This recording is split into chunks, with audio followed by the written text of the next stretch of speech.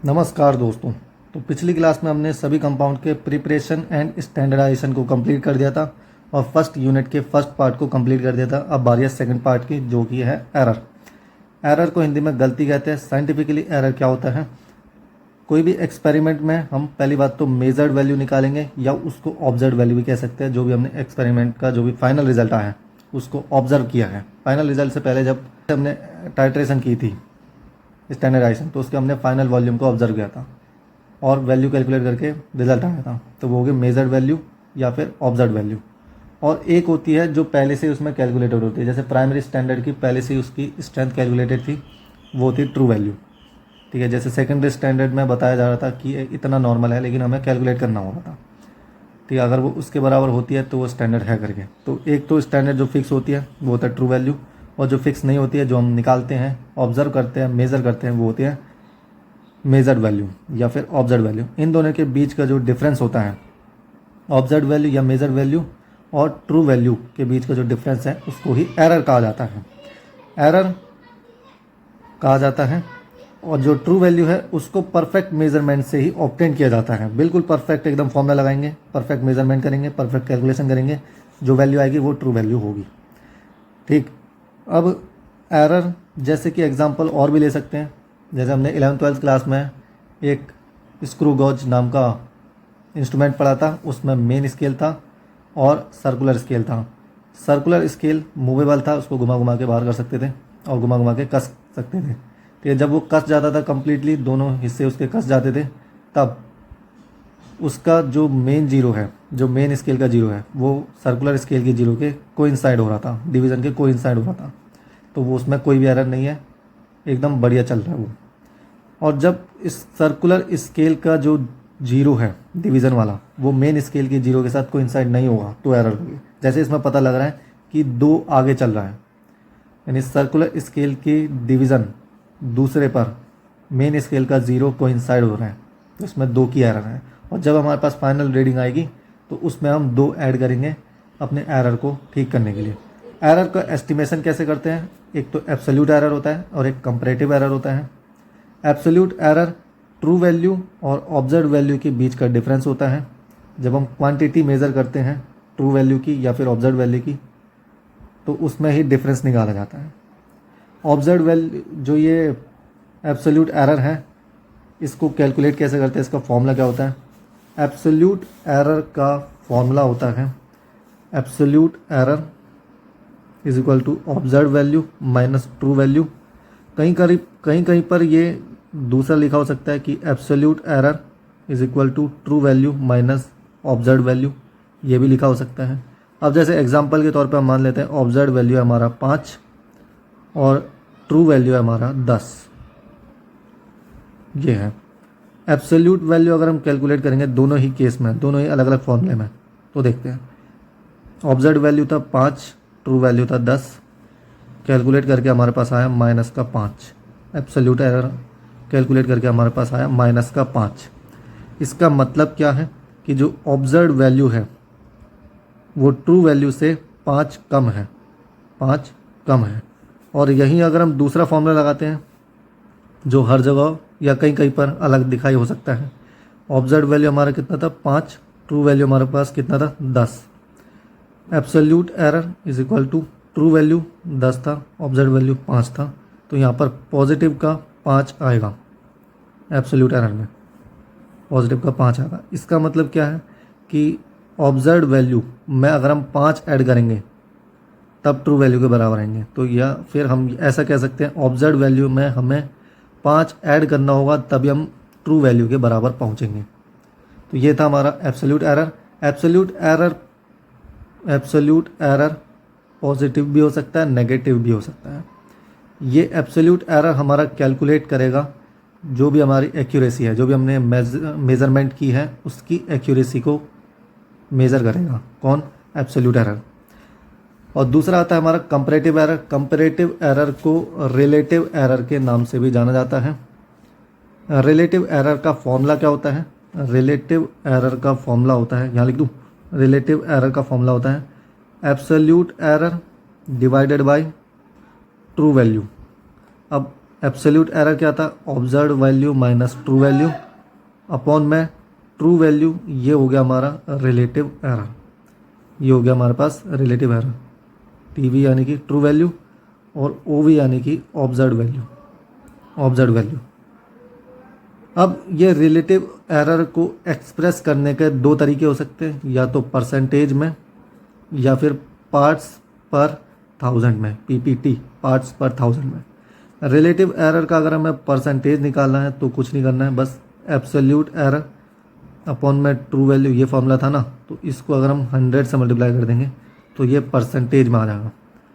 और पार्ट्स पर थाउजेंड में जाने के लिए रिलेटिव एरर का फॉर्मूला वही लगाएंगे, एब्सोल्यूट एरर बटे में ट्रू वैल्यू, और इसका अगर हम 100 से नहीं 1000 से मल्टीप्लाई करेंगे, यहाँ लिख दूँ एब्सोल्यूट एरर अपॉन में ट्रू वैल्यू, अगर हम इसको 1000 से मल्टीप्लाई कर देंगे तब ये हमारे पास पार्ट्स पर थाउजेंड ऑफ रिलेटिव एरर आ जाएगा। ठीक, अब ये गलती होती कैसे है, गलती क्यों होती है, कैसे होती है, कहाँ से आती है गलती, होती क्यों है गलती, या कैसे गलती होती है, इसके सोर्सेज क्या हैं वो पढ़ेंगे।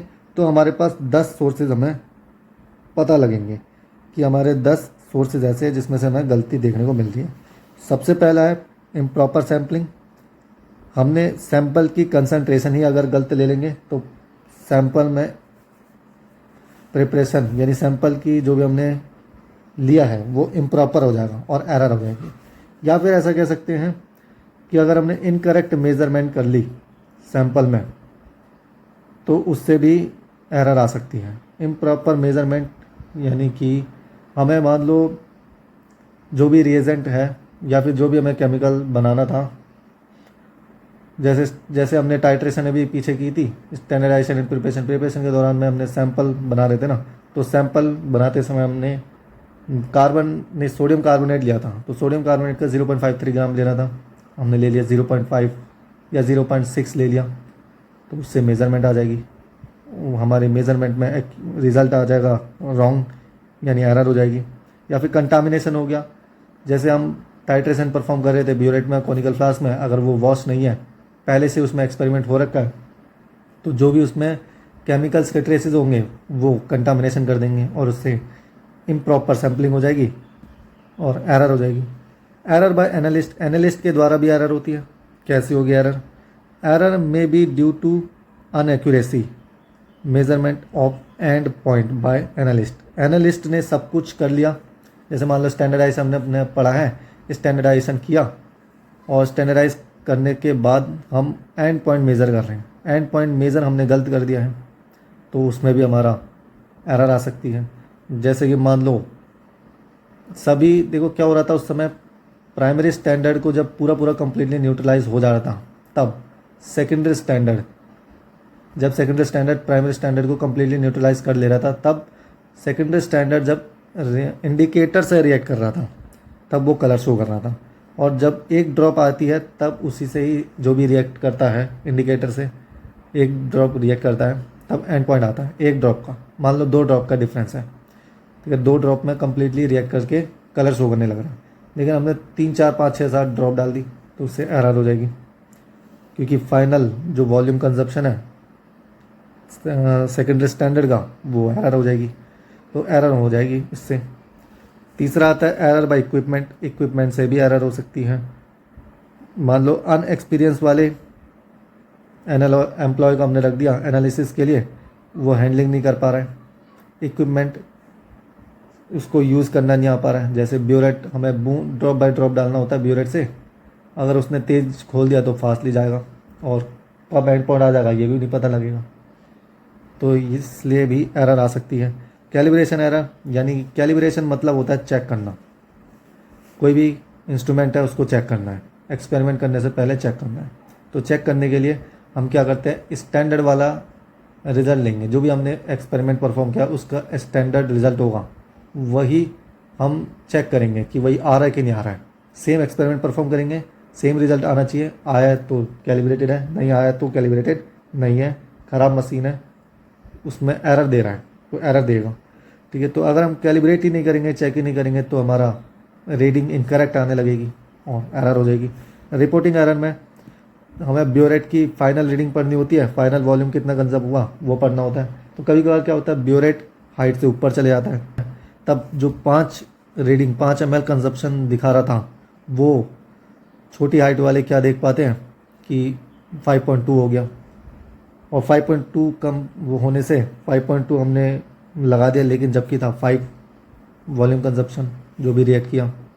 ठीक है, तो 5 अगर हम 5.2 रख देंगे तो उससे कैलकुलेशन में मिस्टेक होने लगेगी, और कैलकुलेशन मिस्टेक होती ही एरर आ जाएगी। कैलकुलेशन एरर में रिपोर्टिंग गलत कर दी, हमने बता दिया गलत वैल्यू जो भी फाइनल वाली थी, तो उससे मेज़रमेंट में गलत आने लगेगा, एरर आने लगेगी।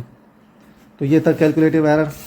अब नेक्स्ट आता है error due to sample preparation. अब हम सैम्पल प्रिपरेशन के दौरान ही एरर कर देंगे, जैसे कि क्वांटिटी हमने गलत ले ली, या फिर सैम्पल प्रिपेयर करते समय हमने टेक्निक या फिर टूल गलत इस्तेमाल कर लिया। जैसे पोटेशियम परमैंगनेट में पूरे मेथड से कर रहे थे सैम्पल प्रिपेयर, पोटेशियम परमैंगनेट को प्रिपेयर बिल्कुल प्रोसेस से कर रहे थे। अगर हमने वो प्रोसेस नहीं पता, हमने गलत प्रोसेस लगा दिया, तो उससे सैम्पल प्रिपरेशन गलत हो जाएगा और एरर आने लगेगी। नेक्स्ट है मेथड सेलेक्टिंग। मेथड सेलेक्टिंग करना है, जैसे मान लो स्टैंडर्डाइजेशन में टाइट्रेशन की आवश्यकता है, हमने कुछ और मेथड लगा दिया, जैसे ग्रेविमेट्री लगा दी, टाइट्रीमेट्री ना लगाते हुए ग्रेविमेट्री लगा दी, या स्पेक्ट्रो एनालिटिकल मेथड लगा दिया, तो इससे भी एरर आ सकती है। मेथड गलत चॉइस करने पे, जैसे इंडिकेटर गलत चॉइस कर लिया, तो इससे भी इनकरेक्ट आने लगेगा हमारा रिजल्ट और एरर आने लगेगी। मेथड सेलेक्टिंग हमने गलत कर दिया, रिएजेंट हमने सेलेक्ट गलत कर दिया, जो हमें रिएजेंट सेलेक्ट करना था, जैसे फिनाफ्थलीन हमें सेलेक्ट करना था, हमने मिथाइल ऑरेंज सेलेक्ट कर दिया, तो उससे एरर आ जाएगी। और एरर आने से जब कलर चेंज हम डिटेक्ट नहीं कर पाएंगे, अगर एरर आ गई तो कलर चेंज नहीं कर पाएंगे ना, क्योंकि इंडिकेटर हमने दूसरा ले लिया। एरर ड्यूरिंग ट्रांसपोर्ट और स्टोरेज। मान लो क्या ऐसा होता है कि ज्यूरिस्प्रूडेंस में तुम आगे पढ़ोगे कि ड्रग इंस्पेक्टर होता है, वो मैन्युफैक्चरिंग कंपनीज़ में से सैंपल को प्रिपेयर करके ले जाता है, और लेबोरेटरी में, गवर्नमेंट लेबोरेटरी में दे दिया जाता है, सेंट्रल ड्रग लेबोरेटरी में, जो सेंट्रल के द्वारा भी होता है और स्टेट के द्वारा भी होता है। सेंट्रल के द्वारा सेंट्रल ड्रग लेबोरेटरी और स्टेट के द्वारा स्टेट ड्रग लेबोरेटरी। तो इनमें एनालाइज किया जाता है सैंपल को। तो जब ट्रांसपोर्टेशन होगा, तो ट्रांसपोर्टेशन के दौरान अगर इम्प्योरिटीज़ आ गई, या फिर जब लेबोरेटरी में स्टोर कर रहे हैं तो स्टोरेज में इम्प्योरिटीज़ आ गई या कंटेमिनेशन हो गया, तो उससे भी एरर हो सकती हैं। Error due to laboratory equipment. Laboratory equipment के थ्रू भी एरर हो सकती है। एक तो पहले बता दिया कंटामिनेशन के द्वारा, दूसरा बता दिया कि एक्सपीरियंस अगर नहीं है उसको चलाने का, मशीन को चलाने का, जो भी एनालिटिकल नॉन इंस्ट्रूमेंटल वाले हैं वो तो ठीक है, जो इंस्ट्रूमेंटल वाले हैं अगर वो चला नहीं पा रहा, मशीन इक्विपमेंट नहीं चला पा रहा है, तो दिक्कत हो जाएगी। नॉन इंस्ट्रूमेंटल में हमें वेइंग मशीन से ही बैलेंस करना होता है, वेइंग बैलेंस मशीन से ही क्वांटिटी मेज़र करनी होती है, लेकिन वो वही नहीं चला पा रहे हैं, मेज़र ही गलत कर दे रहे हैं, तो फिर एरर तो आएगी। तो ये था sources of error. Next class में हम पढ़ेंगे टाइप्स ऑफ एरर। तो बस आज के लिए इतना ही।